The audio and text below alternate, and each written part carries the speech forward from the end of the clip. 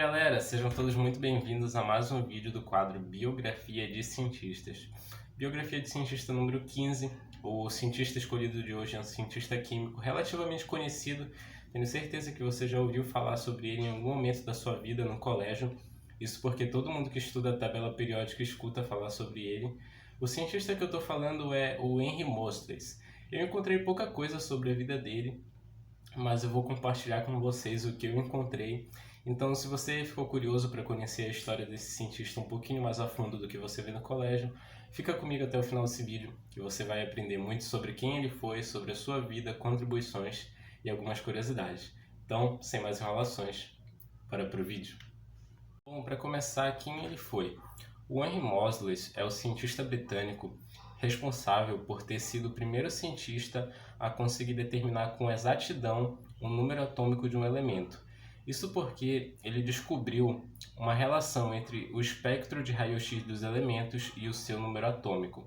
Ele foi assistente do cientista Ernest Rutherford, mas ele tinha uma certa autonomia, tanto que, por ele ter tido uma morte precoce, os seus trabalhos serviram de base para alguns estudos posteriores do Ernest Rutherford. Agora, antes de começar a falar sobre a vida dele, eu vou adiantar para você que eu encontrei pouquíssima coisa sobre esse cara. Eu acho que muito por ele ter tido uma morte precoce, as pessoas não conseguiram reunir muitas informações sobre ele. Mas eu vou compartilhar com vocês o que eu descobri. Bom, o Henry Moseley, ele veio de uma família muito desenvolvida intelectualmente. Tanto que o pai dele, ele era um biólogo, era professor na Universidade de Oxford, e a mãe dele era filha de um outro biólogo. Então, ele desde pequeno já tinha interesse pela ciência e era natural que ele tivesse um interesse pela biologia. Mas, conforme ele foi avançando de estágio na vida, ele foi descobrindo o seu interesse pela química. Ele estudou num colégio chamado Summerfield School e ele foi bem proeminente lá nesse colégio. E por ele ter sido proeminente, ele ganhou uma bolsa de estudos para estudar em um outro colégio. Ele veio a se formar na Oxford Trinity College em 1910, um pouco antes dele ir trabalhar com Ernest Rutherford como assistente de laboratório. Mas antes dele ir trabalhar como assistente de laboratório, ele começou ali conduzindo demonstrações de física. Ele começou meio com uma espécie de professor, como assistente de ensino. Aí, posteriormente, ele veio a trabalhar como assistente de pesquisa. Na época em que ele viveu e que ele foi trabalhar como assistente de pesquisa, o assunto da época era o raio-x, porque era uma descoberta relativamente recente. Então ele começou a trabalhar com uma certa autonomia no laboratório do Ernest e ele começou ali tentando melhorar a espectrometria de raio-x, que havia sido recentemente introduzida, era uma área nova na química e na física. Então ele trabalhou nisso e ele foi de certa forma privilegiado porque ele nasceu numa época em que muitos outros cientistas já tinham deixado contribuições para essa área. Então não foi muito difícil, não tirando o mérito dele, conseguir material para estudar e de conseguir material para aplicar em suas demonstrações, em seu experimento e no seu ensino em si. Nesse processo em que ele estava estudando, ele descobriu uma relação matemática entre as linhas muito bem definidas no espectro de raio-x de um elemento químico e o seu número atômico. Essa foi a grande descoberta dele, e não que não tivesse outras, mas essa descoberta dele ficou até conhecida como Lei de Moseley. E por ele ter descoberto isso, como definir com precisão o número atômico de um elemento, ele foi primordial também na construção da tabela periódica. Ela já estava praticamente pronta, faltavam algumas poucas coisas, e ele veio com a grande notícia da época, de como definir com exatidão o número atômico de um elemento, e descobriu também a relação entre a radioatividade de um elemento e o seu número atômico. Tanto que ele descobriu com exatidão a mesma coisa que Mendeleev.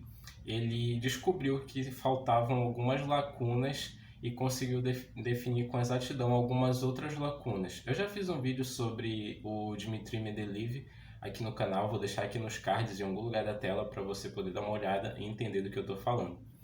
Mas então, com essa descoberta dele, ele conseguiu prever alguns elementos, conseguiu definir com exatidão o número atômico dos elementos da época e também contribuiu muito para o aprimoramento do raio-x, melhorando a espectrometria dos raios. Em 1914, se você gosta de história, você já está ligado no que está prestes a acontecer, né? Em 1914, ele deixou o laboratório do Ernest Rutherford porque ele tinha planos de seguir na sua carreira científica, na sua pesquisa, de forma mais autônoma ainda. Ele queria dar continuidade aos seus estudos e estudar em outros lugares. Ele tinha o plano de voltar para Oxford. Só que o que aconteceu? Houve o início da Primeira Guerra Mundial. Então, ele acabou tendo que se alistar. Na época, ele se alistou nos engenheiros britânicos, engenheiros reais do exército britânico, e ele serviu como oficial técnico de comunicações durante a Batalha da Primeira Guerra Mundial. E aí é que vem a grande tragédia, né? Porque em 10 de agosto de 1915, enquanto ele estava no meio de uma ordem militar, ele foi atingido na cabeça por um tiro. E essa é a morte precoce dele, porque ele tinha 27 anos. Ele era um cientista muito proeminente, muito promissor, e foi morto dessa forma, em combate. Não era nem combate, porque ele não estava em um combate propriamente dito, era meio que uma ordem militar, sabe? Um desfile, uma marcha militar.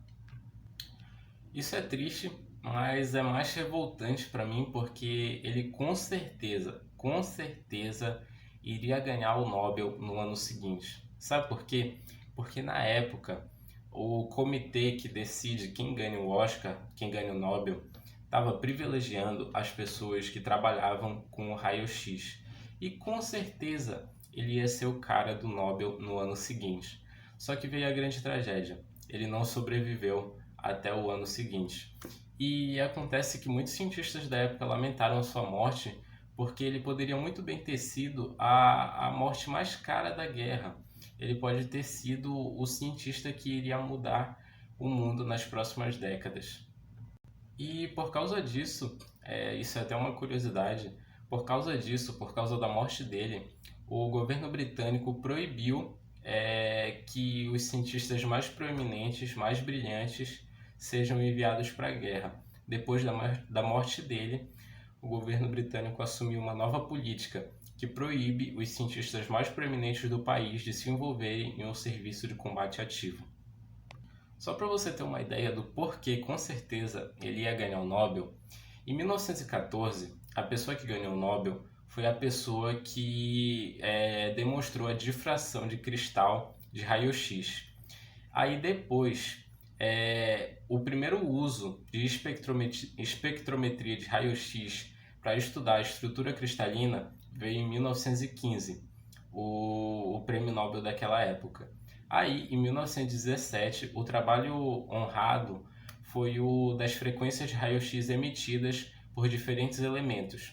Então, com certeza, nesse período, se ele não tivesse morrido, ele teria sido agraciado com o prêmio Nobel. Mas, infelizmente, isso não aconteceu. Bom, então esse foi o vídeo de hoje, galera. Espero que vocês tenham gostado. Um vídeo bem curto, bem simples, porque é uma vida simples, embora tenha sido uma vida brilhante, né? Mas foi uma vida relativamente simples e com poucas informações pra gente. Se você gostou, deixe seu like, compartilhe com seus amigos se você acha que essa informação pode ser útil. Muito obrigado por ter chegado até aqui e até a próxima.